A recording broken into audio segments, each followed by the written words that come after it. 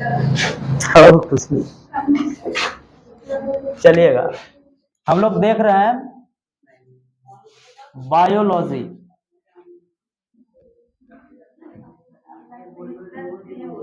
Class 10 की, है ना। और क्या देख रहे हैं, रक्त परिसंचरण तंत्र। हालांकि इसका चैप्टर नाम है परिसंचरण तंत्र। और इसमें से देखो, परिसंचरण तंत्र में सबसे पहले हम लोग क्या देखें, वाहिकाएं देखें। वाहिनियां जो भी होती है उसके अंदर सिरा हो गया, धमनी हो गया, केशिका हो गया, इसके बारे में जानकारी ले लीजिए। उसके बाद था उसका क्या, हृदय के बारे में। हृदय आप लोग को बढ़िया से समझा दिया गया। कुछ कुछ पार्ट उसका जो रह गया है उसको हम आज वादा किए थे कि आज उसको कंप्लीट करेंगे। देखिए कुछ उसमें अलग से नहीं रह गया, यानी कि उसी चीज को अगर हम थोड़ा सा और खोल के बताना चाहें तो देखिएगा,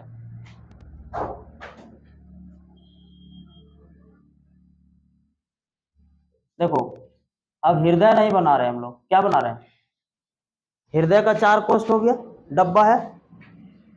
ब्लड आएगा सबसे पहले किस में, इसमें आएगा, वी ऑक्सीजनित, वी ऑक्सीजनित ब्लड जो आएगा किसमें आएगा, इसी में आएगा। और वो किस में जाएगा, यहाँ वाल्व के सहारे जाएगा, इसमें गया। और यहां से फिर ये किस, इधर भेजेगा। बात समझ में आया, इधर भेजा, किसको भेजा, वो फुफ्फुस को, फुफ्फुस को भेजा। अब फुफ्फुस उसको शुद्ध करके यानी कि ऑक्सीजन मिला करके फिर वो वहां से भेजेगा। और यहां से तुरंत वो आएगा ब्लड, है ना। वो ब्लड आया और फिर किस में आया, इसमें आया। और इसके सहारे फिर वो क्या करेगा, पूरे शरीर को भेजेगा। बात समझ में आई। इसी चीज को थोड़ा सा आगे करते हैं। अब समझिएगा, यह हृदय का 4 कोष्ठ है। यह हृदय का 4 कोष्ठ है। और मान लीजिए कि ये यहां से निकला,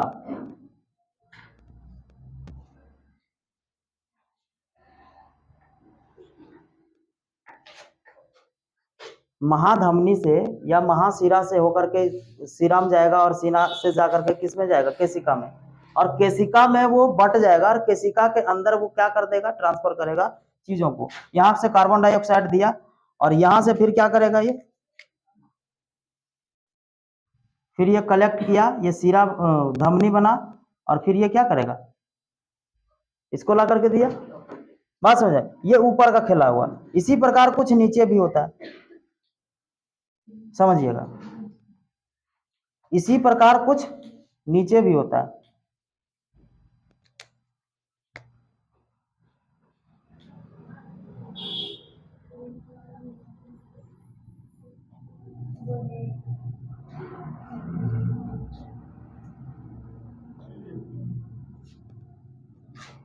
ये यहां से निकला, इधर गया, और यहां पे जाकर के वो ब्लड ट्रांसफर कर दिया, यानी कि ऑक्सीजन ले लिया, ऑक्सीजन इसको कार्बन डाइऑक्साइड दे दिया। और फिर से ये ऑक्सीजन वाला ब्लड इधर से क्या करेगा, इधर से फिर इसमें पार कर जाएगा। इस प्रकार की क्रिया जो होती है वो हर सेकंड, क्या कह सकते हो तुम, मतलब कि सेकंड से भी पार कर जाता है। वो हमेशा होते रहता है। ये 2 बार होता है, एक बार ब्लड आ रहा है और उसी वक्त ब्लड जा भी रहा है। एक ही समय 2 काम होता है। ऐसा नहीं कि एक बार ब्लड आया फिर वो आराम किया फिर अब ब्लड जाएगा, वैसा कुछ नहीं है। ब्लड आ रहा है जा रहा है, वो कंटिन्यूस चलता रहेगा जब तक तुम जिंदा हो। तुम सो भी जाओगे, जागे रहोगे, तुम खाना खा रहे हो, नाच रहे हो, गा रहे हो, कोई उस पर कोई प्रभाव नहीं पड़ेगा। यानी कि वो जब तक तुम जिंदा हो, तुम सांस ले रहे हो ना, तब तक वो काम कर रहा है। आपको पता है कि 1 मिनट में ये कितना बार धड़केगा, 72 बार धड़कता है। यानी कि वो 72 बार वो ट्रांसफर कर चुका होता है। बात समझ आ रही है चीजों को। तो ये इसी को दोहरा परिसंचरण, जो कल लास्ट का लाइन एक था दोहरा परिसंचरण, वो यही था कि एक साथ 2 काम हो रहा है। एक बार ब्लड ट्रांसफर ऑक्सीजन वाला ले रहा है, एक बार उसी वक्त कार्बन डाइऑक्साइड वाला भेजा रहा है। दोनों एक ही साथ हो रहा है, और ये 72 बार धड़कता है। और इसका आवाज जो अभी जो है ना, एक हीरोइन है जिसका जिसको लोग नामे रख दिया धक धक गर। क्या नाम रख दिया? धक धक गर, माधुरी दीक्षित। हालांकि वो धक धक नहीं है, वो क्या है? लबडब है। धड़कन की आवाज क्या होती है? लबडब, ना कि धक धक, है ना, ये होती है। और यही चीज हमको सिर्फ समझाना था। एक बार फिर से हम रिपीट करने का प्रयास करते हैं, अगर आप फील कर पा रहे हैं तो। ब्लड सबसे पहले इसमें आता है, इसमें आया, वो नीचे दिया। यहाँ पे ऑक्सीजन वाला ब्लड नहीं है, यहाँ कार्बन डाइऑक्साइड वाला ब्लड है। और यहां से ये क्या करेगा? देता है फेफड़ा को शुद्ध करने के। फेफड़ा को दिया, फेफड़ा शुद्ध किया, और उधर से फिर ये आता है, किसमें आता है? इसमें। और इससे फिर ये इसमें आएगा, और इससे फिर वो पूरे शरीर को ट्रांसफर करता है। ये साइकिल हमेशा चलते रहेगा। कब तक? जब तक तुम जिंदा हो तब तक। उसके बाद की हम लोग बात करेंगे, समझिएगा। पहला दिन को याद करो। पहला दिन क्या बता रहे थे? वाहिकाएं बताए, उसके बाद हृदय पढ़ा है। इसके बाद हम लोग को पढ़ाना था परिसंचरण हेतु जो माध्यम है। माध्यम क्या था? माध्यम था ब्लड। और ब्लड को हम लोग छोड़ करके हृदय पढ़ा दिए थे, क्योंकि हृदय पहले जानना जरूरी था, तब आप समझ पाइएगा कि सर्कुलेट कैसे हो रहा चीज। तो आज ब्लड पढ़ाएंगे, और ब्लड का कुछ कुछ टॉपिक हम लोग शुरू कर रहे हैं। देखो, यह एक तरल एवं गतिशील संयोजी उत्तक है। गतिशील संयोजी कहने का अर्थ है कि वैसा चीज जो हमेशा क्या करेगा? गति करते रहता है, ये कभी रुकने का काम नहीं करता है। संयोजी उत्तक का क्या मतलब है? कनेक्टिव टिश्यू होता है, कनेक्टिव टिश्यू, जो एक चीज को दूसरे से जोड़ करके रखता है। पूरे शरीर को जोड़ करके रखा है कि नहीं? ब्लड एक जगह से दूसरे जगह जाता है, दूसरे जगह से फिर पहले जगह आता है। इस प्रकार से ये पूरे तरल का मतलब तुम समझ पा रहे हो, लिक्विड, यानी कि वैसा चीज जो बहाव हो, जिसमें जो बह रहा हो, है कि नहीं, उसको कहते हैं। तो यह एक तरल एवं गतिशील, गतिशील का मतलब वो चल रहा है, संयोजी उत्तक है। वह जंतु परिसंचरण तंत्र का हिस्सा है। जंतु परिसंचरण तंत्र का हिस्सा है, मतलब ये पेड़ पौधा में नहीं पाया जाता। यही बात साफ कह रहा है ना वो। जंतु परिसंचरण तंत्र का क्या मतलब है? ये पेड़ पौधा में नहीं पाया जाएगा। उस समय रक्त का परिसंचरण थोड़ा होता है, पेड़ पौधा में रक्त का परिसंचरण होगा क्या? नहीं होता है ना, तो वो अलग चीज है। हम इसे दो भागों में बांट सकते हैं, पहला ब्लड और दूसरा लसिका। ब्लड को भी और भी फर्दर उसको और भी भाग में बांटते हैं। परिसंचरण के लिए दो चीज है, क्या क्या है? एक ब्लड और दूसरा लसिका यानी कि लिम्फ। ये दो चीज है जो क्या करेगा? परिसंचरण करेगा तुम्हारे यहां से वहां। जैसे चुगलखोर होता है ना, यहाँ का बात वहां करने वाला, है ना, वही चीज। यहाँ का बात, यहाँ का ब्लड वहां, वहां का ब्लड यहाँ, कौन करेगा? यही दो चीज है। और दो चीज मेन रूप से जो है वो क्या है? ब्लड है। ब्लड ही क्या काम करेगा? ब्लड का ही काम है, ब्लड का ही काम है यहां से वहां करने का। बात समझ में आया? पढ़ेंगे हम लोग ब्लड।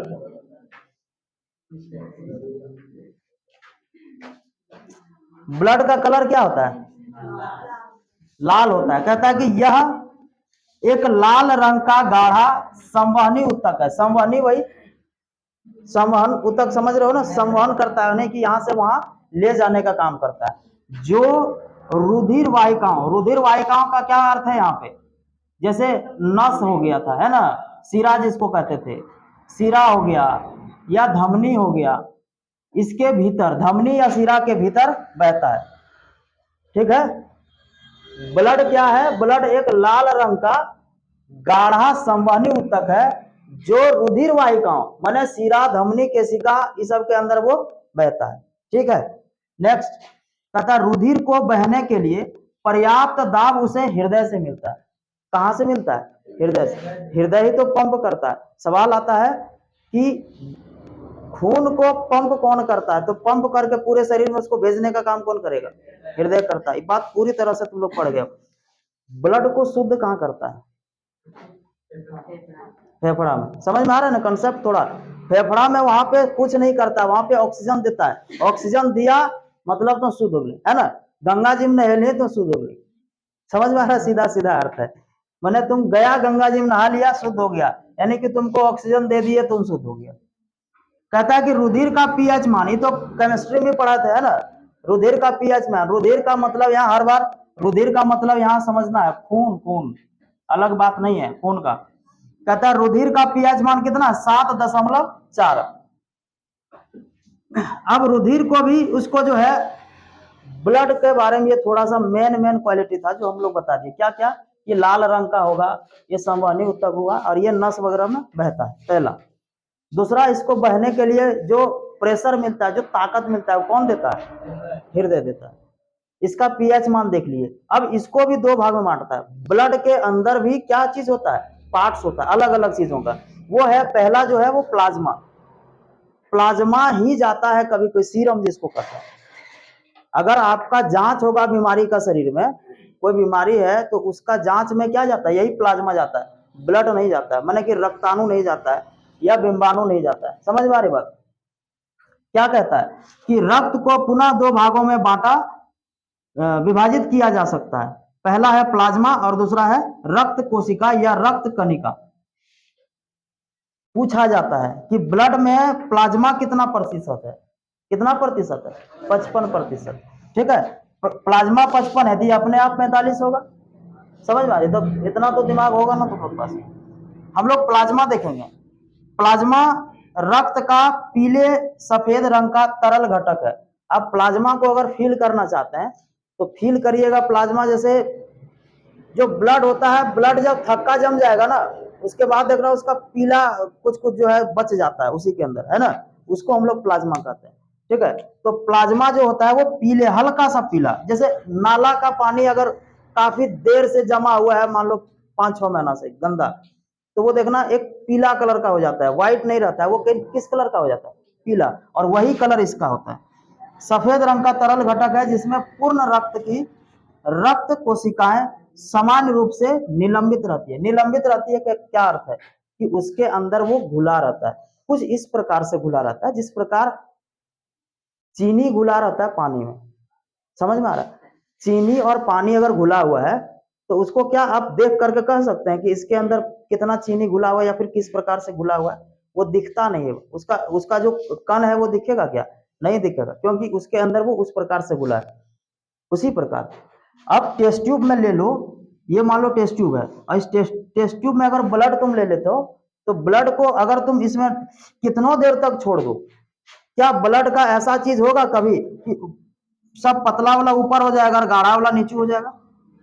ऐसा होगा क्या, नहीं होगा। ब्लड तुम कितनों दिन तक रख दो, वो जब भी रहेगा तो ऊपर से नीचे तक समान गाढ़ा रहेगा। पतरा पातर और ज्यादा गाढ़ा होगा, नहीं होगा। तो उसी को कहते हैं निलंबन। उस प्रकार से घुला हुआ है कि वो घुला हुआ है, उसको तुम अलग नहीं कर सकते। ठीक है, फिर से पढ़ते हैं।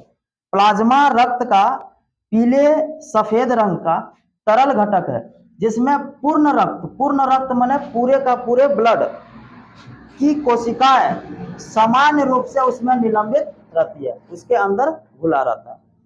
किसके अंदर, प्लाज्मा के अंदर। इसका अधिकतर अंश जल का होता है, इसका अधिकतर अंश। अब देखो ये है ब्लड, ब्लड में प्लाज्मा कितना हो गया, 55%। और ब्लड में कार्पसल्स कितना हो गया, माने कणिका, कार्पसल्स कितना हो गया, 45%। ठीक है, अब प्लाज्मा को भी अगर आगे ले जाओगे, इस प्लाज्मा को भी अगर देखा जाए तो प्लाज्मा के अंदर भी 90 से 92% पानी होता है। क्या होता है, पानी। और 10% से 8% इसके अंदर क्या होता है, कार्बनिक या अकार्बनिक पदार्थ। कार्बनिक या अकार्बनिक पदार्थ याद करो, पहला चैप्टर है ना पोषण, उसमें बताया था कार्बनिक या अकार्बनिक पदार्थ क्या होता है। फिर भूल गया तो एक बार और रिपीट कर देते हैं। कार्बनिक पदार्थ उसको कहते हैं जिसमें हाइड्रोजन और कार्बन होता है, उसको दोनों हो, उसको कहते हैं हम लोग कार्बनिक पदार्थ। तो कार्बनिक या अकार्बनिक पदार्थ प्लाज्मा में कितना प्रतिशत, 8 से 10%। और इसके अंदर पानी कितना प्रतिशत, 90 से 92, यानी कि जल इतना प्रतिशत हो जाता है। ठीक है, बात समझ में आ रहा है तुम लोगों को, ये हो गया। आगे कहता है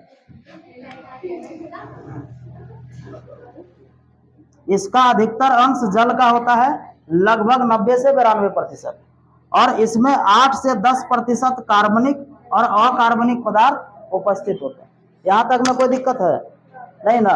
आगे अच्छा, कार्बनिक और कार्बनिक, उसके बाद इसमें प्रोटीन, शर्करा, थक्का जमाने वाले कोई भी कारक। अब थक्का जमाने वाले कारक क्या है? बहुत सारा होता है, जिसमें से हम लोग को इसमें जो अपना चैप्टर है, जो हम लोग को अपने, देखो पढ़ने के लिए दुनिया धरती में बहुत कुछ है कि नहीं, लेकिन इस बात का ध्यान रखना कि हम लोग को क्या पढ़ना है। ऐसा नहीं कि आप पढ़ लिए इंटरवला, अब काम में आया एको को नहीं, बाद में दांत खिसर दोगे। समझ में आ रहा बात? तो इसको ध्यान रखना है कि हम लोग को क्या पढ़ना है। तो हम लोग को ज्यादा कुछ नहीं पढ़ना है, अभी जो पढ़ना है, अभी थक्का जमाने वाला जो कारक है उसकी चर्चा हम लोग आगे कर देंगे, इसीलिए यहाँ पे छोड़ देते हैं। उसके बाद कार्बन डाइऑक्साइड, हार्मोन्स वगैरह बहुत सारा चीज होता है उसके अंदर, ठीक है। अब हम लोग देखेंगे, अब देखो एक बार और शुरू से कर देते हैं, समझिएगा एकदम ध्यान से। ब्लड जो है, ब्लड को पूर्ण रूप से अगर देखा जाए तो ब्लड को 2 भाग में बांटा गया, ठीक है। ब्लड को 2 भाग में, पहला क्या हो गया? प्लाज्मा, और दूसरा हो गया उसका रक्ताणु, या कहते हैं या पट्टिकाणु कहते हैं, या इसको बिंबाणु, अलग अलग नाम है उसका। तो इसी बिंबाणु नहीं, जैसे कोशिका या रक्त कणिका जो भी होता है। अब इसको फिर 3 भाग में बांटा गया है, इसको हम लोग यहाँ पे देखेंगे, ठीक है। रक्त कणिका का 3 भाग है, फिर से यहाँ पे देख लो, डायग्राम थोड़ा देख लो, माइंड में होना बहुत जरूरी है। ये है रक्त, और रक्त को 2 भाग में बांटा गया है, एक है प्लाज्मा और दूसरा है कणिका, ठीक है, या रक्त कोशिका जो भी होता है। प्लाज्मा के बारे में हम लोग यहाँ पे देख लिए, ठीक है। और रक्त कणिका में 3 चीज होगा, जिसको कहेंगे आरबीसी, डब्ल्यूबीसी, प्लेटलेट, ये 3 चीज होता है। तो हम लोग आरबीसी देख रहे हैं। आरबीसी का मतलब, ये देखो, रक्त को 3 भाग में बांटा गया, लाल रक्त कणिका, श्वेत रक्त कणिका और बिंबाणु। बिंबाणु को रक्ताणु भी बोलते हैं और इसको प्लेटलेट भी बोलते हैं, ये अलग अलग नाम होता है, आप सभी नाम याद रख सकते हैं। तो ये है लाल रक्त कणिका। लाल रक्त कणिका कहीं पे होता है, कहीं पे कोशिका होता है, तो अलग अलग नहीं है, दोनों एक ही चीज है, ठीक है। कहता है कि यह कोशिकाएं रुधिर वर्णक, यह कोशिकाएं रुधिर वर्णक। रुधिर वर्णक का क्या अर्थ है? रुधिर वर्णक का क्या अर्थ है? रुधिर के अंदर जो वर्ण है, जो कलर है, वो किसके कारण है? हीमोग्लोबिन के कारण। वीडियो बन रहा है ना, तो फिर होश में रहने सीखो, मजबूर मत करिए लोगों को वीडियो बंद करके लोगों को कुछ करने का। इसीलिए यह कोशिकाएं रुधिर वर्णक के माध्यम से ऑक्सीजन शरीर के विभिन्न अवयवों तक पहुंचाता है। ये जो हमारे शरीर के अंदर ब्लड है, और ब्लड के अंदर जो एक नाम है जिसको हम लोग पहले भी चर्चा कर चुके हैं, रुधिर वर्णक का मतलब हीमोग्लोबिन। हीमोग्लोबिन जो हम लोग के शरीर के अंदर है, ब्लड के अंदर है, उसी का कारण उसका कलर भी लाल है, पहले भी चर्चा कर चुके हैं कि रुधिर वर्णक हीमोग्लोबिन, हीमोग्लोबिन के कारण ही रुधिर का लाल रंग होता है कि नहीं। वो क्या करता है? ऑक्सीजन शरीर के विभिन्न अवयवों को पहुंचाता है। बात समझ में आया? तो ऑक्सीजन ले जाने का काम अगर हम तुमसे पूछ दे कि आरबीसी करता है, डब्ल्यूबीसी करता है, कौन करेगा? आरबीसी करता है। और आरबीसी के अंदर भी जो होता है हीमोग्लोबिन, उसका वो क्वालिटी है, हीमोग्लोबिन जुड़ जाता है कि नहीं। बताया भी थे ना, उस समय भी बताया था कि हीमोग्लोबिन को प्यार है ऑक्सीजन से, खटाक से जुड़ जाता है, तो वो चीज वाला ऑक्सीजन शरीर के विभिन्न अवयवों तक पहुंचाता है। इसका जीवन काल 120 दिन होता है। किसका? आरबीसी का। आरबीसी का जीवन काल कितना होता है? 120 दिन के बाद खुद ब खुद वो मर जाएगा। यानी कि आप अगर 3-3 महीना में चाहे ब्लड डोनेट किसी को कर सकता है कि नहीं, तो 3-3, 4-4 महीना में, साल में 3-4 बार कर सकते हैं। तो इसका जीवन काल कितना होता है? 120 दिन। 120 दिन के बाद ये मर जाता है, और मर जाने के बाद शरीर का एक अंग है जिसको कहते हैं प्लीहा। क्या कहते हैं? प्लीहा या स्प्लीन उसको कहते हैं। तो उस स्प्लीन में जाकर के वो क्या कर जाता है? स्टोर हो जाता है। मरे हुए जितना भी होता है आरबीसी, वो जाकर के उसी में स्टोर हो जाता है। कहाँ पे? प्लीहा में। तो प्लीहा को आरबीसी का कब्रगाह भी बोलते हैं, या फिर शमशान घाट उसको कह लो, जो भी कह सकते हो तुम इसको। तो आरबीसी का शमशान घाट कहाँ हो गया? लिहा। बात समझ में आया कि 120 दिन के बाद तुम्हारा खून अपने आप मर जाएगा, चाहे तुम उसको दान दो चाहे तुम रखने का प्रयास करो। 120 दिन के बाद वो फिर से होता है। अच्छा, 120 दिन के बाद वो अगर मर गया तो उसके बाद सारा मर जाता है क्या? नहीं, वो एक साइकिल है जो मरले जाता है और जिंदा होते जाता है कि नहीं? उधर से ऐसा नहीं कि 5 से 6 लीटर तुम्हारे शरीर में खून होता है ना, कितना होता है? 5 से 6 लीटर खून होता है शरीर में। अब वो एक बार ही सब मर गया, अब फिर सब जिंदा होगा 3-4 दिन के, तो वैसा नहीं है। वो मरते रहता है और तुम्हारे शरीर में वो जिंदा होते रहता है। वैसा नहीं है कि एक बार में सारा 5.5 से 6 लीटर जितना भी है 5-6 लीटर सब खत्म, नहीं, वो अपने हिसाब से पता नहीं वो एडजस्ट करके रखा हुआ है। इसकी संख्या 45 लाख से 55 लाख। देखो ये सब कभी बुक का चीज है नहीं, फिर भी बता दे रहे हैं। 45 से 50 कहीं पे लिखता है, कहीं 40 से 60 भी लिखता है। इस चीज को थोड़ा ध्यान रखा करो, थोड़ा सा आगे पीछे। अब पतला आदमी है तो कोई जरूरी है उसमें 40 से 60 के बीच में होगा, कम भी हो सकता है कि नहीं? तो थोड़ा तो ध्यान रखा करो इस बात का। इस सब का कोई एग्जैक्ट चीज नहीं होता है, माने तुम कहो एकदम एग्जैक्ट बता तो हर आदमी अलग अलग हो जाएगा ना, उसको कैसे माप सकता नहीं होगा। तो इसका लगभग मान लो 45 से 55 या फिर 40 से 60 ये होता है, बुक में लिखा हुआ है, इसीलिए इस चीज को करा देते हैं। हम लोग देख लेते हैं श्वेत रक्त कोशिका, ये हो गया आरबीसी। उसके बाद डब्ल्यूबीसी। आरबीसी का फुल फॉर्म होता है क्या? और डब्ल्यूबीसी का, ठीक है, तो डब्ल्यूबीसी है यह वर्णक रहित, इसमें कोई कलर नहीं होता है, ये कलरलेस है। समझ में आ रहा बात? इसमें कोई कलर नहीं होता है। अच्छा, इस चीज को याद रखना कि इसके अंदर केंद्रक होता है, इसके अंदर केंद्रक नहीं होता है। डब्ल्यूबीसी में केंद्रक होगा, आरबीसी में केंद्रक नहीं होगा। इसमें केंद्रक होगा, इसमें केंद्रक नहीं होगा। तो ये वर्ण रहित होता है, इसमें कोई कलर नहीं होगा, कलरलेस। जिसमें केंद्रक विद्यमान होता है यह शरीर को रोग प्रतिरोधक क्षमता से बचाता है।